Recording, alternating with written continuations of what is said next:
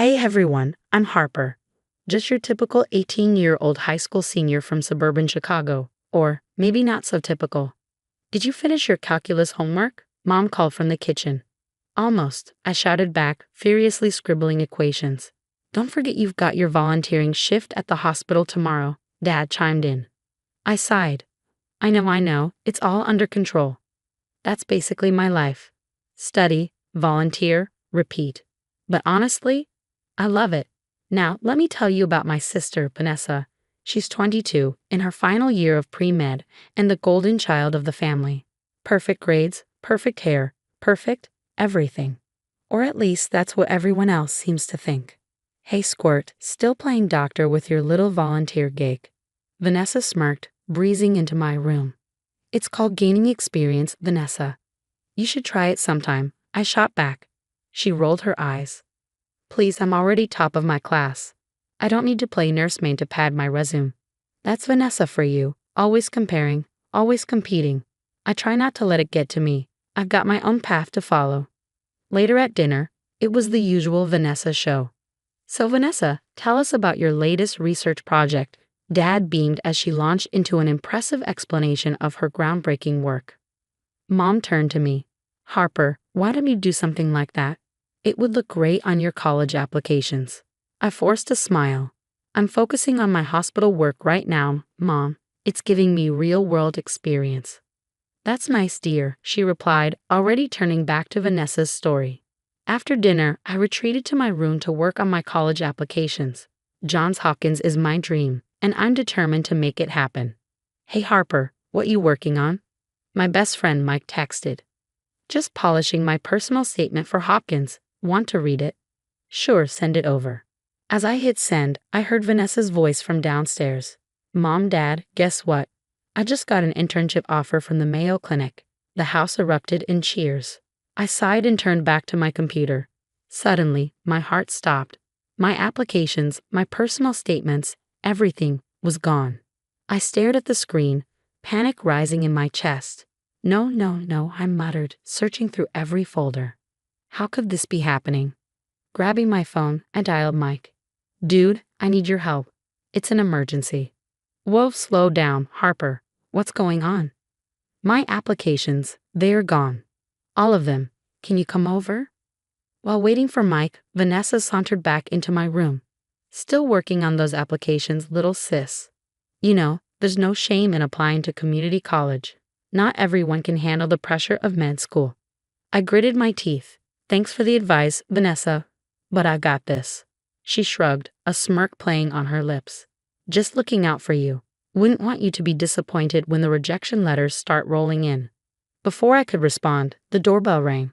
Thank God, Mike was here. As Mike worked his tech magic, Vanessa's words kept replaying in my head. Something felt off.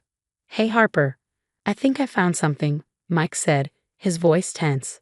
These files weren't just deleted. They were accessed remotely and then wiped. My blood ran cold. What are you saying? Someone hacked your computer, Harper, Mike replied, and I think I know who. I followed his gaze to the screen. There, clear as day, was an IP address, Vanessa's laptop. No, she wouldn't, I whispered. But deep down, I already knew. I stormed downstairs, finding Vanessa in the living room with our parents. How could you? I shouted. You deleted my applications. Vanessa's face paled. Vanessa quickly composed herself. What are you talking about? Have you lost your mind? Don't lie, Vanessa. We traced it back to your laptop. You hacked my computer and deleted everything. I was shaking now, tears streaming down my face. Our parents looked bewildered. Dad stepped forward, trying to calm the situation. Girls, what's going on?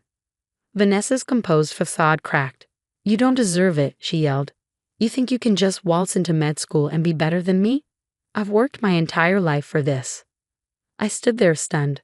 So he tried to ruin my future. My voice trembled. Because you're trying to steal my spotlight.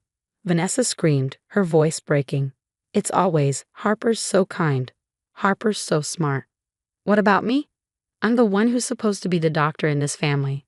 Mom gasped. Vanessa, how could you say such things?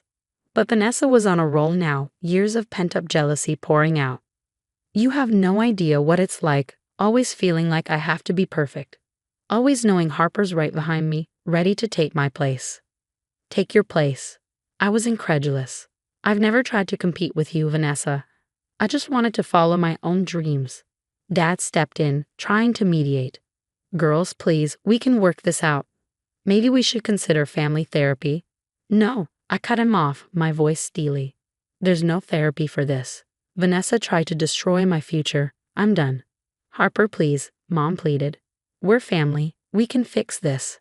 I paused at the doorway, my back to my family. Watch me. The days after the confrontation were a blur.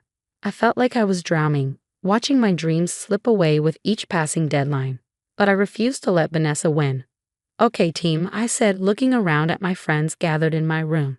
We've got a lot of work to do and not much time. We divided the tasks.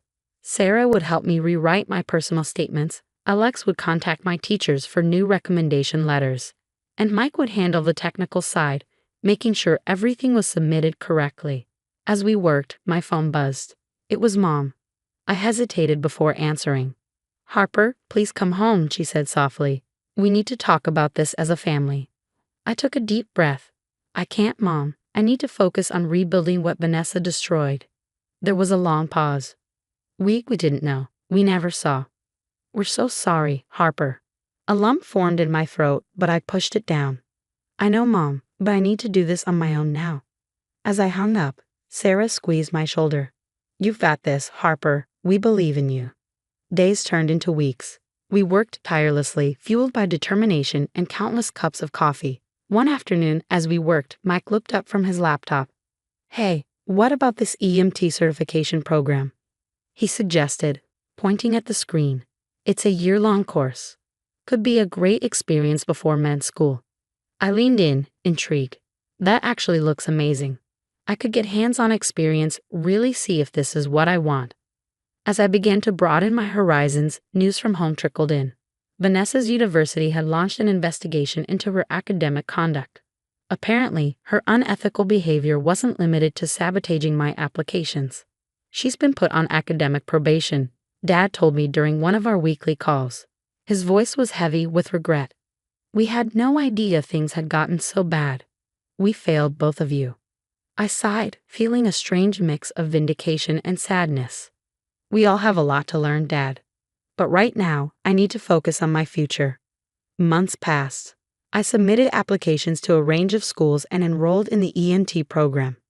The work was challenging, often grueling, but it ignited a fire in me that I never knew existed. Then, on a crisp spring morning, it happened. I was at the EMT station when my phone buzzed with an email notification. My hands shook as I opened it.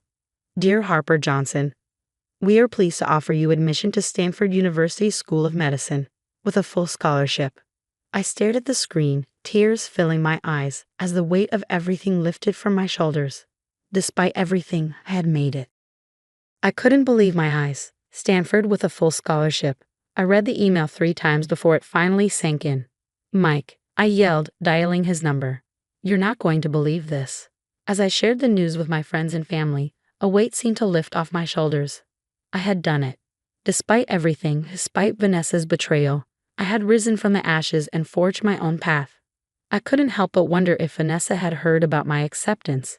Part of me hoped she had, not out of spite, but as proof that her actions hadn't defined me. I had defined myself. Later that night, as I looked out at the stars, a sense of peace washed over me. This was just the beginning of my journey, and for the first time in a long time, I was excited to see where it would lead. The lecture hall buzzed with excitement as I gathered my notes.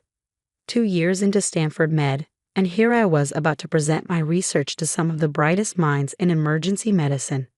Taking a deep breath, I stepped up to the podium. Good afternoon, everyone.